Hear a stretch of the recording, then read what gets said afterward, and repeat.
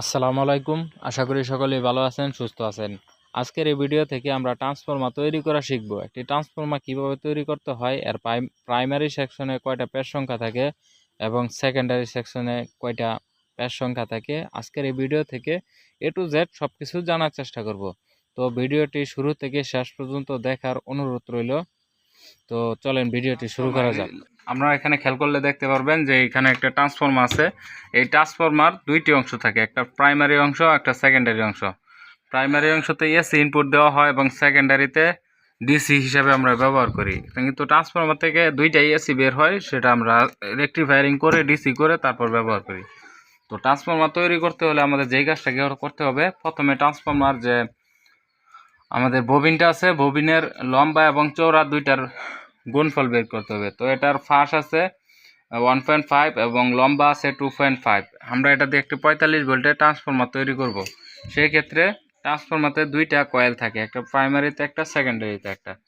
সেই ক্ষেত্রে যে কাজটা করতে হবে, আমাদের 1.5 এবং 2.0 মানে 2 এটা সমান সমান গুণ করতে হবে। গুণ করে আমাদের গুণফল আসলেও 3।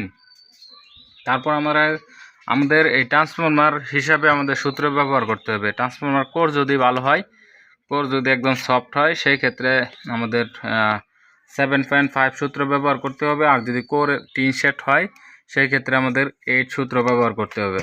তো আমরা এটাতে কোর যেহেতু চাই না কোর, সেহেতু আমরা 7.5 দিয়েই আমরা হিসাবটা করব। তো 7.5 ভাগ আমাদের এখানে গুণফল এসেছিল 3, এই 3 আমরা এখানে ভাগ করব।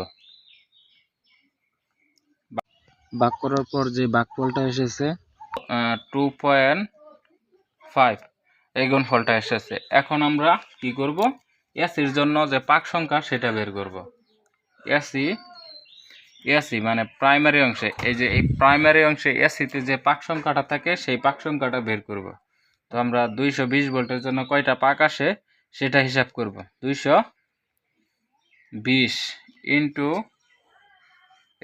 এটা দিয়ে হিসাব করব 2.5 ইন্টু 2.5 সমান সমান 550 পাক। আমরা এসির পাক সংখ্যা পেয়ে গেছি। 550 পাক দিলেই আমাদের প্রাইমারি অংশের কাজ শেষ। এখন আমাদের ডিসি সাইডের জন্য 45 ভোল্টের, যেহেতু আমরা এই ট্রান্সফর্মারটা 45 ভোল্ট তৈরি করব, 45 ভোল্ট আমাদের 45 ভোল্ট ট্রান্সফর্মার তৈরি করতে হবে। সেই জন্য আমরা ডিসির জন্য 45 ভোল্ট বের করার জন্য আমাদের যে কাজটা করতে হবে, ডিসি 45 ভোল্ট, আমরা 45 ভোল্ট দিয়ে তারপর গুণ করতে হবে, গুণ 2.5। তো ডিসির জন্য আমরা 45 ইন্টু 2.5 দিলাম, দেওয়ার পর যে গুণফলটা আসবে সেটা আমাদের ডিসির পাক সংখ্যা। তো এখানে আমরা পেয়ে গেছি 112 পাক। 112 পাক পেয়েছি, এটা হলো ডিসির জন্য। তো আমাদের এই ট্রান্সফর্মার এসি এবং ডিসি উভয়ের আমাদের পাক সংখ্যা বের করে ফেলেছি। আমরা এখন চাইলেই ট্রান্সফর্মার তৈরি করতে পারবো।